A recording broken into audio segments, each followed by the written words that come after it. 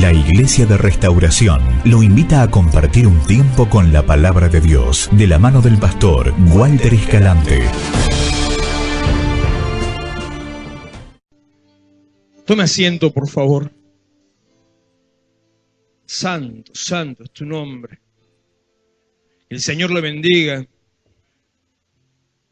El secreto de la bendición para su vida y su familia está en la actitud de la adoración. El secreto para alcanzar lo que está esperando está en un corazón que adora a Dios. Lo que más busca Dios, lo que espera recibir Dios, es más que su servicio, más que su ofrenda, más que su compromiso, es su corazón.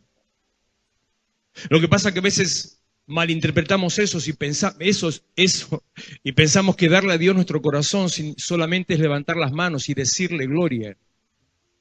Pero darle a Él la gloria tiene un impacto mucho más grande, mucho más fuerte. Darle la gloria significa una vida transformada. Una vida transformada, el testimonio de una vida transformada. Presentar al mundo y a los demás una vida cambiada. Darle la gloria a Dios es cómo se comporta usted en todo momento.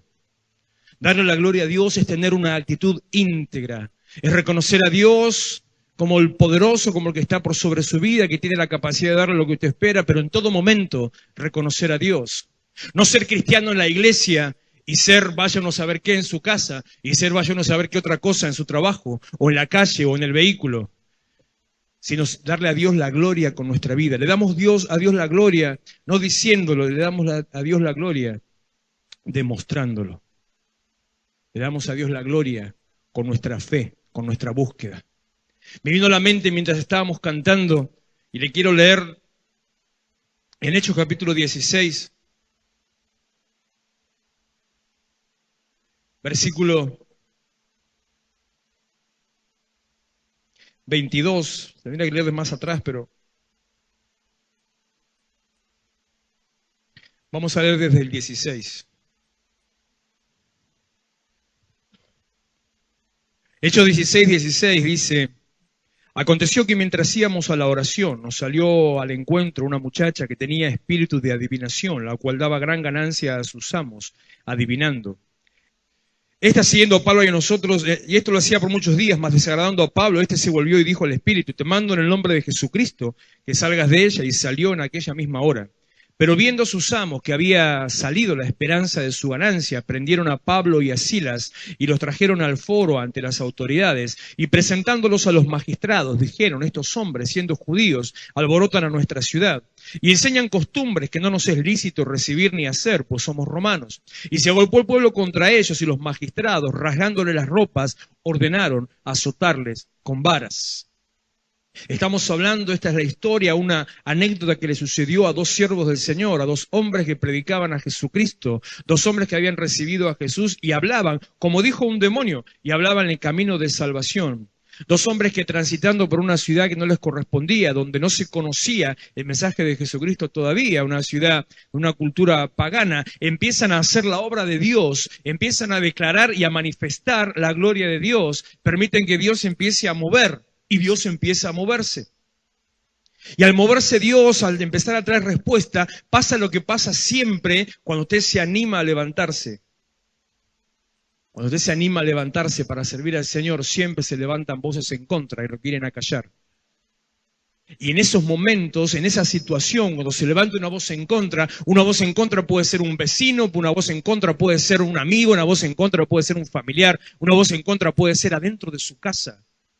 Pero en ese momento, cuando se levanta una voz en contra, es donde se define si usted va a ser una persona victoriosa y bendecida o va a ser una persona que fracase y que se aleje del camino del Señor. Como le digo tantas veces y una vez más le repito, usted elige. Usted elige si va a ser vencedor, si va a ser victorioso, si va a ser triunfador, si va a ser exitoso, si va a ser prosperado, si va a ser bendecido. Usted elige. Nuestro corazón, cuando se empieza a preocupar por estas cosas como esto, ¿escuchó lo que pasó? Mandaron que los azotaran. ¿Alguna vez alguien lo azotó? A los que le hayan pegado con vara, con rebenque, con escoba, con chancleta, con percha, ¿con qué más? Dame letra ese. Con cable, con vara de almendro. Esa pica mucho. La de Sauce también. Esa es clásica. A que lo haya agarrado a cintazo, ¿sí? Bueno, le doy una noticia. Eso no se compara con un azote. Azotar era tomar un látigo con puntas de hueso o de hierro en la punta y empezar, como ven las películas, empezar a meter al tipo atado a un palo, prendido así, y empezar a darle en la espalda hasta 40 veces hasta que su carne se empieza a desgarrar. ¿Le pasó eso a alguno? Porque capaz que no sé. Claro, ¿viste? Porque decimos, ¿quién fue azotado? Yo, sí, somos víctimas de lo ajeno. Y esto es bueno para que nos demos cuenta de a qué se estaba enfrentando una gente que servía al Señor. Los mandaron que los azotaran. Como a Jesucristo, cuando estaba antes de la cruz, previo a la cruz, fue azotado, y dice la palabra literalmente que su carne fue arrancada. Porque cuando el azote se hacía con pedazos de huesos, imagínense que le están tirando púas o anzuelos, eso prende en la carne y al arrancar rompe, desgarra, arranca pedazos. Si le gusta una película un poquito medio sangrienta, ahí va a ver esas cosas normales. Si le gustan las películas de romanos, va a ver esas cosas, pero como siempre. Si le gusta alguna película que sea un poco más moderna, pero que tenga sobre alguna historia medieval, las películas de antes no lo hacían, las películas ahora sí. Incluso las series medievales muestran las cosas con más realismo, más histórico de lo que eran las películas viejas, cuando se hacían los elementos de tortura en la época medieval. ¿Se imagina lo que era eso? Cuando quemaban acusados de hechicería a las personas que solamente nombraban a Jesucristo. Cuando quemaban en la hoguera a aquellos que se animaban a decir que el pan y la copa no eran el cuerpo y la sangre de Cristo, sino que la representaban. Por decir eso, la gente era quemada viva. ¿Alguna vez le pasó algo así? Pablo y Silas, el primer siglo, siervos de Jesucristo, por simplemente haber reconocido un demonio y sacarlo fuera, escúcheme, cada 2 por 3 hay algún demonio que empieza a pasear por acá. Cada tanto empieza a revolver cosas y lo callamos seguida y cada tanto también se va. Imagínense si por cada demonio que saliera de acá nos tienen que agarrar a sotazos. Ya ni espalda me queda. ¿Dónde me quedé? Versículo 22. Ordenaron azotarle con varas. Después de haberles azotado mucho, los echaron en la cárcel, mandando al carcelero que los guardase con seguridad, el cual, recibido este mandato, los metió en el calabozo de más adentro y le aseguró los pies en el cepo. Los calabozos en la época bíblica eran pendientes. Imagínense que usted está entrando a un garage en un subsuelo. Si alguna vez lo hizo, si bajó a un garage subterráneo. Imagínense la pendiente. Bueno, esa pendiente, así estaban ubicados los calabozos. Sobre esa pendiente, sobre las paredes, las celdas dispuestas así, hacia el final. En el fondo estaban los que tenían más tiempo de condena o estaban los que requerían una condena mayor. En el fondo estaban los peores. Afuera, cerca de la entrada, estaban los más livianos, los que habían hecho alguna cosa sin mucha importancia. Al fondo se mandaba a los reos peores. Estos simplemente habían declarado a Jesucristo al calabozo más profundo. Le cuento para que se ubique. Bueno, de mañana capaz que medio así chocante lo que le voy a contar, pero para que se ubique en tiempo y espacio, en la historia. Yo le cuento, no había baños públicos. La cárcel tampoco tenía baño. Los calabozos tampoco tenían baño privado. ¿Sí? ¿Me va entendiendo? No tenían inodoro. ¿Ni servicio de qué? No, nada. No tenían ni todo lo que tienen hoy, aunque se quejan igual, pero nada. No había absolutamente nada. Por lo tanto, cuando el calabozo de más arriba hacía pipí, ¿a dónde iba? Y cuando hacía popó, ¿y quién recibía el pi y el po? ¿Dónde estaban Pablo y Silas? En el calabozo de más abajo.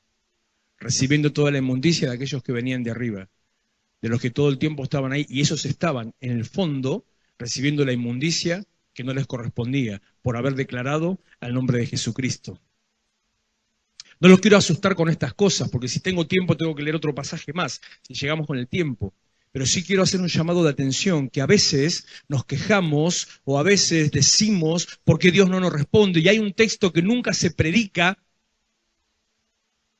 y no me acuerdo dónde está, porque nunca se predica, donde el apóstol Pablo dice, hasta ahora no han sufrido hasta la sangre. ¿Alguna vez leyó eso? Hasta ahora no han sufrido hasta la sangre. ¿Qué significa? Quiere decir, ¿de qué se queja? ¿De qué se queja? Si acaso no vivió las cosas que otros han vivido para que nosotros estemos recibiendo lo que recibimos. Tenemos, como dije el domingo pasado, un concepto cambiado de a qué venimos a la iglesia. No venimos a la iglesia para recibir bendición, venimos a la iglesia para adorar a Dios. No buscamos a Dios para que Él nos dé, buscamos a Dios para que Él nos salve de una condenación y de la perdición eterna. Y la consecuencia de venir a Dios y buscarlo a Dios, como consecuencia de la adoración, es que Dios nos bendice. ¿Cómo? Léelo.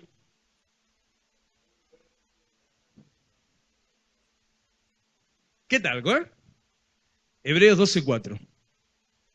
Aún no has resistido, no era sufrido, resistido hasta la sangre.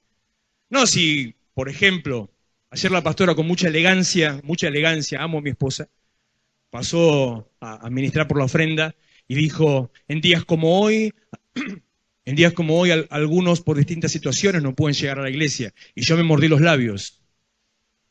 Y esas situaciones son, está lloviendo, ¿cómo voy a ir al culto? Esas situaciones son decir, yo quiero salir a enfrentar a los demonios, que empiecen a venir y que los empiecen a contar que yo los saco encima. Nos hacemos macho con muchas cosas, pero llueve. Y yo no conozco a ninguno que sea tan dulce que se derrita con el agua, ¿no? Se deshaga con el agua.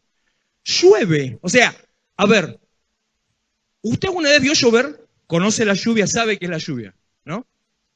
No es la lluvia ácida de la Segunda Guerra Mundial, no es napalm que está cayendo, no es lluvia después de lo Chernobyl que caía y el agua esa contaminada lastimaba la piel, no, es lluvia de agua que como mucho moja. Conozco algunos, unos cuantos, de aquellos, mi hija entre otros, pero hay unos cuantos, que cuando está lloviendo, ni loco se va a agarrar un paraguas. ¿Vos también? Porque le encanta caminar bajo la... Loco hay de todos lados, ¿no? Le encanta caminar bajo la lluvia. Entonces, salen a caminar y bueno, me tengo que mojar, me mojo. Por eso no sé los fabricantes de paraguas que pensarán. Pero si llueve cuando es horario de culto, ahí no me quedo en casa porque llueve. O si estoy muy cansado, mañana tengo que laburar, entonces no voy al culto. Por eso digo, la pastora con mucha elegancia lo dijo, yo hubiera hecho otra situación, otro montón de cosas.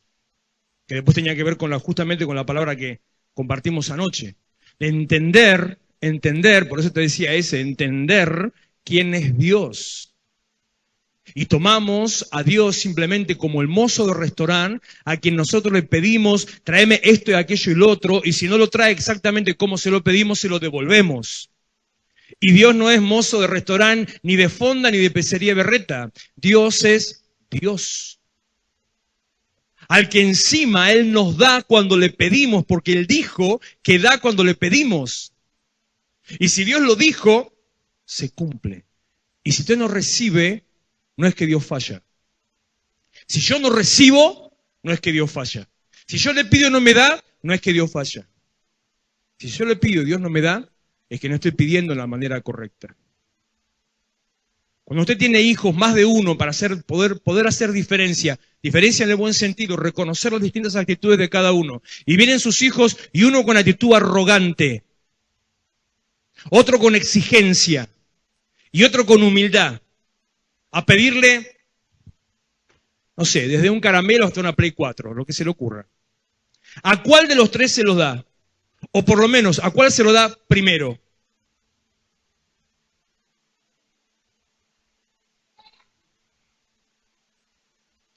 ¿Y por qué el otro no se lo merece? El arrogante o el exigente. Se merece que le parta una silla en la cabeza. Uno, usted sabe, yo tengo unos cuantos, ¿no? Tengo lista de...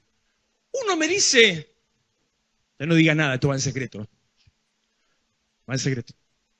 Anoche, como las 12 de la noche, me pide algo puntual. ¿Puedo tal cosa? No, le dije yo. Y empieza. No, te dije que no, ya, no. Escuche lo que me dijo. Pasé de año.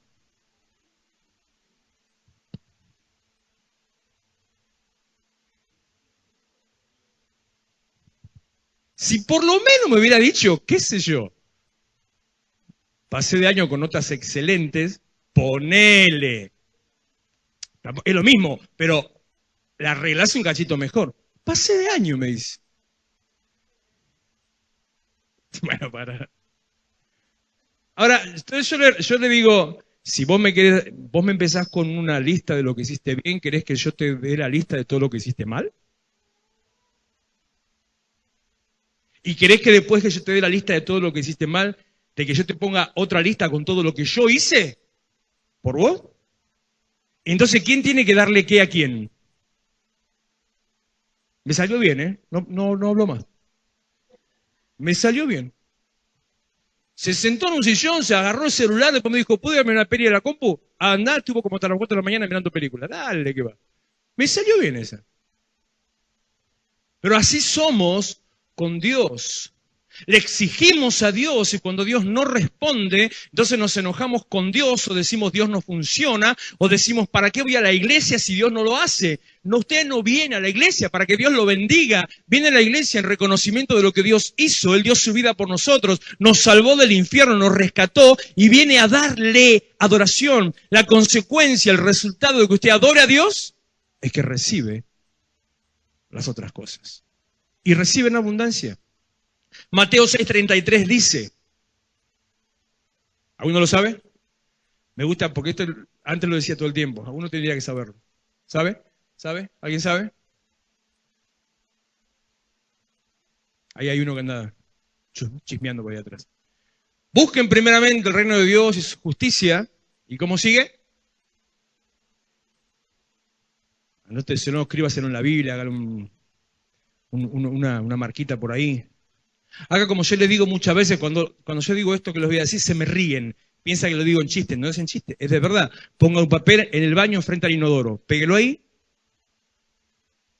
Pero lo digo de verdad, no es de chiste. Entonces cuando está ahí sentado haciendo vaya uno a saber qué, él está mirando y le empieza a entrar.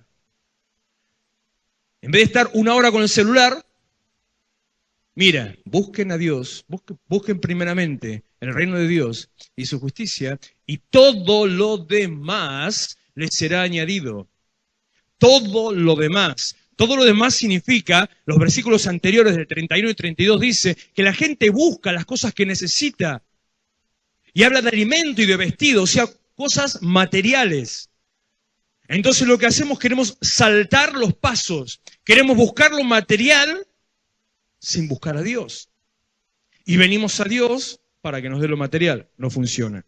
Cambie el sistema, cambie el plan. Si no le dio resultado hasta ahora, cambie la manera. Cambie, no funciona. La forma es, busque a Dios y Dios le da todo el resto. Ahora mire lo que pasa con estos dos.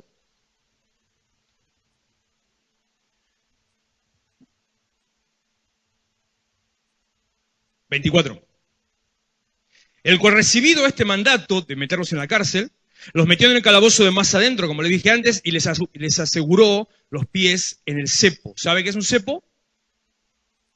Es una madera, o según la época, una madera o un fierro, según la época que fuera, con grilletes en las dos piernas, lo que hacía que la persona estuviera imposibilitada de moverse más que caminar apenas. ¿Se imagina? Imagina que tiene los pies encadenados con grilletes y con una vara en el medio. O sea, no simplemente una cadena donde se puede mover. Una vara que tiene que caminar como cuando anda paspado. Estos ejemplos gráficos son los ideales para No, como Moy no, Moy anda de pirata, o sea, así. Vaya a saber dónde metió la pata. Y les aseguró los pies en el cepo, verso 25. Pero a medianoche, ay, iglesia, 25 años de seguir y servir a Cristo, de tener errores y problemas, de tener altas y bajas, de tener conflictos y bendiciones. 25 años de estar tomado de la mano de Dios. En algunos momentos, tomado de Dios por miedo, por pensar que si me alejaba me perdía. Entonces, agarrado ahí, aunque sea como de un hilo. En otros momentos, montado arriba, agarrado con todo completo. Pero aún en los momentos más difíciles, entendiendo que nuestra vida depende de Dios. Algunos tal vez piensan, los que menos nos conocen, los que nos conocen de años, ya ni qué les voy a andar contando. Algunos de ustedes los conozco de hace casi 20 años, ¿sí? ¿Para qué voy a andar contando algunas cosas? Pero los que no, piensan que tiramos manteca al techo, como se decía antiguamente. Nos ven tal vez en una determinada posición o nivel que no es como parece, pero tampoco es de necesidad. Pero tranquilo, lo digo con toda la tranquilidad porque pasé muchísimo tiempo de necesidad. Pasé muchísimo tiempo de... Cuando yo digo, no es en chiste que me falta comer arroz relleno. Pasé 9 meses de mi vida comiendo arroz solamente. Solamente. No, eso era caro. No era caro, era demasiado para nosotros. Solamente arroz. Te estoy hablando de la época que un paquete de fideos valía $1. En esa época. Y el medio kilo de arroz estaba a 70 centavos. Bueno, vaya a los anales de la historia, ¿no? Bueno, hace unos cuantos tiempo atrás. El medio kilo de arroz estaba a 70 centavos. En mi casa éramos 5. Y la única manera era comer arroz. Si quiere, tengo de sobra como para decirle, ¿y dónde está Dios? Y tengo de sobra para responderle, Dios siempre fue fiel. Dios siempre nos sostuvo. En los momentos donde más faltó, Dios siempre estuvo ahí. En los momentos incluso donde, porque en esa situación tenía trabajo. Después tuve otra parecida sin trabajo.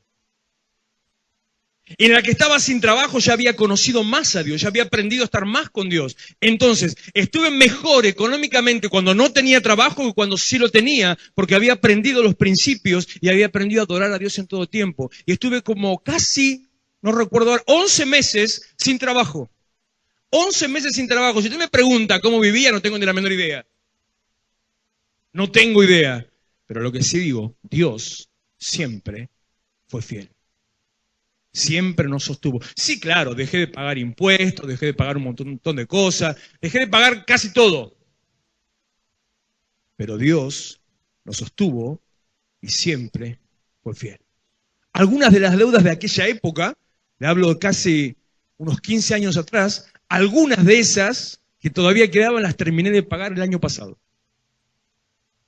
Algunas de esas, de hace 15 años. Pero aún lleno de deudas, Dios siempre fue fiel. Pablo y Silas encarcelados, en la cárcel más oscura y más... eso es lo que salteé. La más profunda, también la más oscura. Cuando usted va, ¿conoce los subtes de Buenos Aires? Dejemos las líneas nuevas porque van en forma paralela. Le hablo de las viejas, de las originales, las tradicionales. O sea, A, B, C... Y hasta podría decirle la D, pero dejen. A, B y C, ¿las conoce? Línea A, B y C del subte, ¿conoce? Claro, sí. Cuando usted sube a la línea, entra a la línea A y se sube al vagón, hay aire, hay luz, se respira, se siente la ventilación que se mueve, incluso cuando está bajo tierra. Cuando va a la B, hay calor, hay agobio, falta el aire, no hay luz. Cuando va a la C, Súmela a eso, un chivo por todos lados. ¿Por qué pasa eso? Porque están cada vez más profundo. La A está casi a ras del suelo, la B está más abajo de la A, la C está más abajo, la de más abajo, la más profunda, es la línea C, más abajo de todo. Después la D está a la altura de la B y las otras están, creo que están a la altura de la A. Ya yo no recuerdo, pero están más arriba las nuevas. La E, la F, la H y todas las cosas raras esas. Aún nadie conozco. ¿Cómo es? El tramo nuevo debe ser. Ezequiel trabaja en subterráneo. Pues. La B, el tramo nuevo, pasando a la altura de la croce, está más abajo. Bueno. Así era lo del calabozo. Cuanto más abajo, más tufo, más oscuridad, más olor, más desesperación. Estaban ahí atados con un cepo, sin poder moverse. Se hizo la noche, era el peor momento de su vida. ¿Y qué hicieron estos dos sanguangos? No se pusieron a llorar. Bueno, dice ahí, historias paralelas dicen que sí la hacían, andaba medio desesperado. No la Biblia, historias paralelas. No lloraron, no se desesperaron, no salieron corriendo porque estaban atados, no maldijeron a Dios, como ni siquiera Job se animó a hacerlo en la peor condición de su vida. No se quejaron de que Dios no respondía, de que Dios no estaba, de que Dios no hablaba, de que Dios no los sacaba, de que Dios no los bendecía. No se quejaron de nada. ¿Sabe lo que hicieron? Lo tienen en su Biblia, miren lo que hicieron. Son dos sinvergüenzas esta gente. Es una falta de respeto. Porque eso, leer ese texto, ¿sabe qué me hace a mí? Me obliga y me condiciona. Cuando llegó la noche, a la medianoche, orando y cantando, alabaron a Dios. Entonces yo veo eso y digo, si estos dos tipos, estando como estaban, se ponen a orar y cantar, ¿yo de qué me quejo? Porque me vino tanto de luz, porque vino tanto de agua, porque me aumentó el teléfono, o porque tengo problema en el laburo, porque tengo un conflicto en mi casa, ¿por eso voy a patear a Dios? ¿O estos entendían algo que yo no entiendo, o vivían un Dios distinto al que yo conozco? Dios no cambia. Dios es el mismo. La diferencia está, entendían algo que yo no entiendo. ¿Saben qué entendían? Que su vida sin Dios era peor a la situación que estaban viviendo en ese momento. Su vida sin Dios estaba perdida. Que caminaban, iban derechito al infierno. Lo quiere en latín, infernus. Lo quiere en inglés, hell. Lo quiere en griego, Hades. Muchos de esos nombres son de películas que algunos conocen. ¿Eh? Por ejemplo, Pirata del Caribe, anda ahí, está el Hades, y no me acuerdo en cuál otro más también. Orando, cantando, y le cuento que esto no era lo que yo iba a predicar. Pero a medianoche, orando Pablo y Silas, cantaban himnos a Dios, y los presos los oían. Cuando usted anda angustiado, yo a veces le miro las caras a algunos, no hablo de nadie en particular, pero estamos cantando, alabando a Dios. No, por ejemplo, hoy los veía gozarse. En serio, alegría, entendiendo que estaban cantando a Dios. Pero hay momentos donde uno mira en general, o más que nada, cuanto más gente hay, más se nota, estamos cantando, adorando, y ¿saben en qué está? Y está pensando en qué va a hacer de comer, o en qué película va a ver a la noche, o está pensando a ver a dónde se va a ir de acá, o está angustiado con problemas. Y la angustia del problema parece que no me permite orar y cantar a Dios. La angustia del problema no es un impedimento para orar y cantar a Dios, porque Dios es Dios, aunque Dios no respondiera.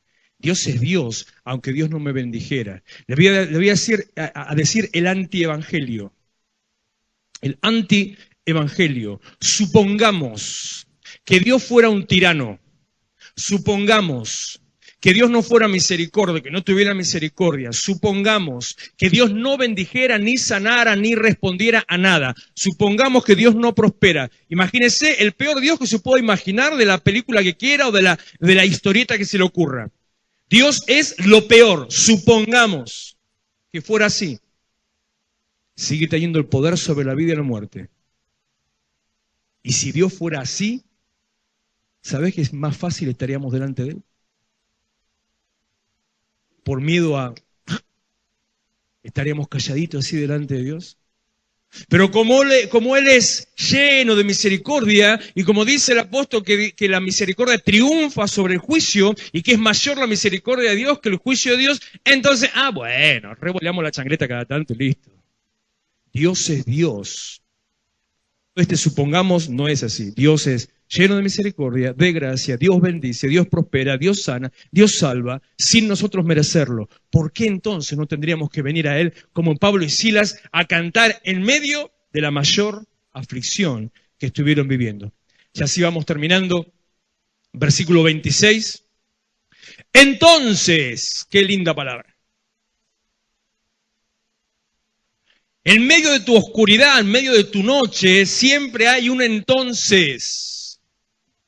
En medio de tu dolor, de tu angustia, siempre hay un entonces. Entonces significa una consecuencia directa de lo que pasó anterior. Por eso que estuvo pasando, pasa lo que viene después. Lo contrario a entonces, ¿sabe qué es? Esto ya parece clase de castellano. Lo contrario a entonces es pero. Pero es una respuesta que sale en oposición a lo que pasó. Yo estoy feliz, pero pasa algo al revés. Cantaron, adoraron, cantaron himnos a Dios, alabaron su nombre. Entonces, consecuencia directa de la situación anterior. Vos tenés en tus manos la capacidad de ser bendecido. Vos tenés en tu interior, en tu actitud está la respuesta a lo que te está pasando. Tu actitud, tu fe, tu respuesta a Dios es la llave de tu bendición. Muchas veces lo dije, a veces parece gracioso, pero me copio del supermercado Día. Y una vez uno se me ofendió por eso. Bueno, a veces algunos se ofenden por cada cosa que... No ese. ¿Viste? Por cada cosa se ofenden. Porque, ¿conoce el lema del Día, del supermercado Día? Dice, si pagas más, es porque querés. Me hice acordar que tengo que ir al mercado cuando salgo de acá. Me acabo de acordar que tengo que ir a comprar comida, si no, no comemos. Si pagas más, es porque querés. Y yo parafraseando eso, yo decía, eso no me va a ofender ninguno, ¿no? Si te va mal, es porque querés. Porque no entendés. Porque no adorás. Hay un tiempo entre mi actitud y la respuesta de Dios. Y ese tiempo dependa del proceso que Dios tenga que hacer con mi vida. A veces la respuesta es inmediata, a veces la bendición es instantánea, a veces tarda. Depende de la respuesta, depende, de lo que Dios tenga que hacer en el proceso con mi vida. Si a usted le duele la cabeza, toma un ibuprofeno, tal vez se le pasa. Pero si usted está con un ataque al hígado, no se le pasa con una aspirina, ni con una buscapina, ni con un Ocetal. Tiene que esperar unas cuantas horas que se le pase. Y si usted está con una infección en la boca, si tiene un flemón en la boca o tiene una muela infectada, con una novalgina le alivia un poquito el dolor momentáneo, pero tiene que tomarse una tira de amoxicilina para que le baje la inflamación. Y por lo menos 2 días, tal vez 3, recién se le bajó. Depende del proceso, de lo que Dios tenga que hacer con su vida, es la respuesta. El tiempo que tarda entre mi actitud y la bendición. Pero Dios siempre responde. ¿Qué pasa? ¿Qué hacemos? Somos argentinos, viejo. Usted se tomó el segundo antibiótico y se empezó a sentir mejor. ¿Qué hace? ¿Para qué hay que guardar para la próxima? ¿O no? Lo más lindo es que después cuando tienen que ir a comprar otro porque ni se acuerda que lo tenía, o hace lo que hace alguien que yo conozco, que para que no quede la tira, el blister completo, lo corta, entonces le quedan las 2 pastillitas solas y vaya uno a saber de qué era esto. Porque es más prolijo cortar todo lo vacío, pero después no sabe de qué era.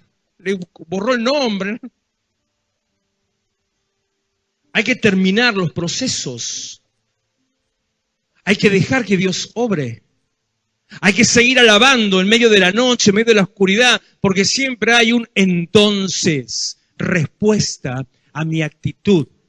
Respuesta a mi actitud. Yo determino. Dios está dispuesto. Yo determino. ¿Qué pasó? Entonces, dice, sobrevino de repente un gran terremoto, de tal manera que los cimientos de la cárcel se sacudían y al instante, otra palabra linda, Esta es como la de Juan cuando andaba Jesús en el agua. Al instante, enseguida, dice, llegaron al otro lado, Juan 6:21. Subió Jesús a la barca y enseguida, al instante, en el momento, llegaron al otro lado. Hubo un terremoto, se sacudió todo, las rejas empezaron a temblar, el piso se empezó a mover y al instante se abrieron las puertas. La puerta de tu necesidad, la puerta de la miseria, la puerta del dolor, la puerta del fracaso, la puerta de la angustia, se abrieron. Te sentías encerrado en medio de un conflicto, en un problema en tu casa, en una situación económica, en una cuestión de salud. Estabas encerrado en eso y se abren las puertas. Entonces, cuando te convertís en un adorador en medio de la dificultad, cuando a pesar de lo que esté pasando, no dejas de alabar a Dios, cuando vas a Dios en todo tiempo, cuando esperás que Él haga, porque dice, y me voy y termino ya, Primera de Pedro, capítulo 1, versículo 6, si no me equivoco.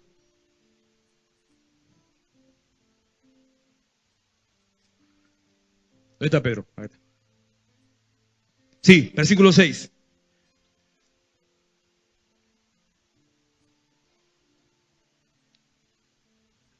Dice el segundo párrafo, aunque ahora por un poco de tiempo, si es necesario, tengas que ser afligido en diversas pruebas. Por un poco de tiempo, claro, la brevedad del tiempo depende de ese proceso. Un poco de tiempo capaz que son 10 días, 1 hora, 1 año. Depende del proceso, de lo que Dios tenga que hacer en mí. Por un poco de tiempo, si es necesario, tengas que ser afligidos en diversas pruebas. ¿Para qué? Y acá está la respuesta a tu actitud. El entonces, de Hechos, para que sometida a prueba vuestra fe, mucho más preciosa que el oro, el cual aunque perecedero se prueba con fuego, sea hallada en alabanza, gloria y honra cuando sea manifestado Jesucristo, para que al haber sido probado, salgas aprobado. Y como dice Mabel, que pasó de año. Si no sos probado, no sos aprobado.